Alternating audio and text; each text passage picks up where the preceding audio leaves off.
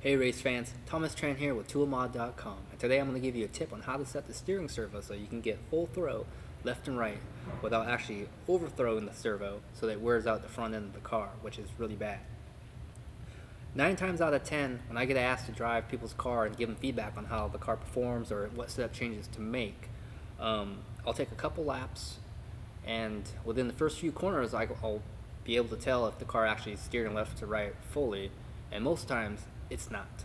So unfortunately there's no instruction book out there to tell you how to do this, so I'm going to take you step by step on how I do it. And remember, there's no right or wrong way how to do it, so this is what I've come up with to make it easy so that my car is actually steering full left and right and not oversteering.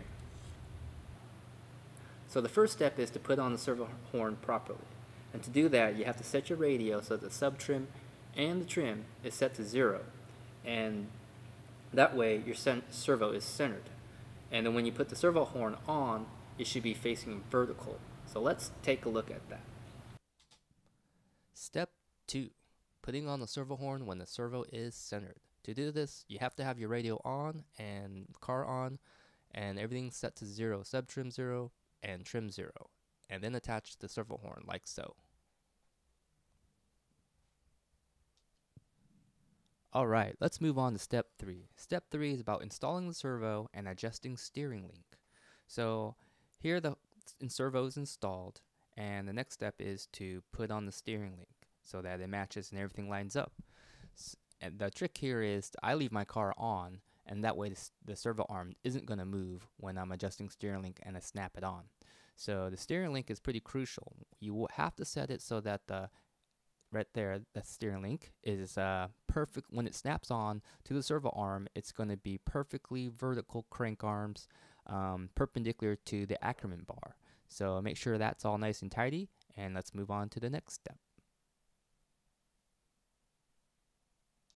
Alright, step 4. Step 4, we get to play with the radio a little bit, and each radio is obviously a little bit different, so you want to check the manual to see what the terminology is. But on the KO radio, we're going to play with sub trim and adjust it so that the Ackerman bar is going to be perfectly centered in the car. And again, you can tell by the crank arms how they're perfectly vertical. So adjust that, a couple clicks here and there, and you should be dialed. Just to make sure, I usually flip the car over and feel right here with my fingers to see if I set it right. You can actually touch both sides of the Ackerman bar at once and make sure it's lined up.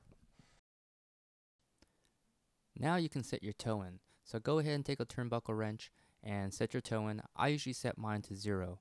And that way, after you set your toe in, we can go ahead and move on to the final step, which is to set the endpoints. So go ahead and do that. Alright, the final step, step 6. Now we got to play with our endpoint adjustment, which could be very tricky. Again, check your manual because everybody's terminology, Futaba, KO, Airtronics have a little bit different terminology here. So on the KO, it's called balance. And to set your balance, I usually put my radio at 100% at first, and then I'll play around with it like this, and you can really start to hear the strain on the servo.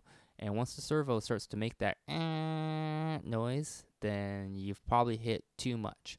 So the only way to really check to see if it's too much is to back it down and then bring it back up. So what you want to do is take the servo, turn it to the right here, and I'll click it all the way down and keep listening to the servo, and keep checking it, and I'll just keep going up until I hear the servo make its full strain sound.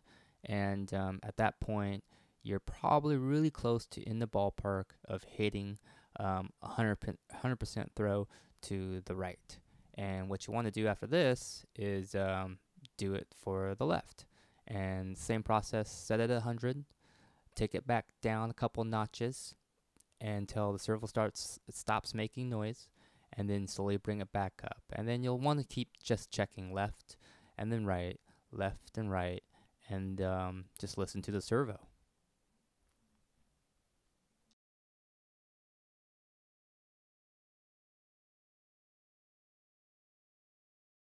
So the last thing I'm going to check is make sure my car is level and on the ground it steers full. As you can hear from the servo strain, it's full. Another way to look is to actually take the car and see if it's actually moving the A-arms. Sometimes when you steer it too much, the A-arms will flex, and you don't want the flex because what that does is actually wear out the front end. You'll have to replace the A-arms, the front bulkhead, the suspension mount, the brace, or whatever. So you just want it to steer full. And by the sound of the servo, oh, it looks like it's right, could go a little more click.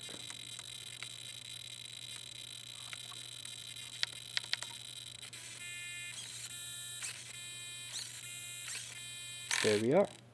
And that's how you set the servo so you can get full steering left and right. Well, that's about it. Thanks for joining me today. I'm Thomas Tran with toolmod.com. Please check out my website for more tips and tricks to come and race reports. So, cheers and hope this helps you out.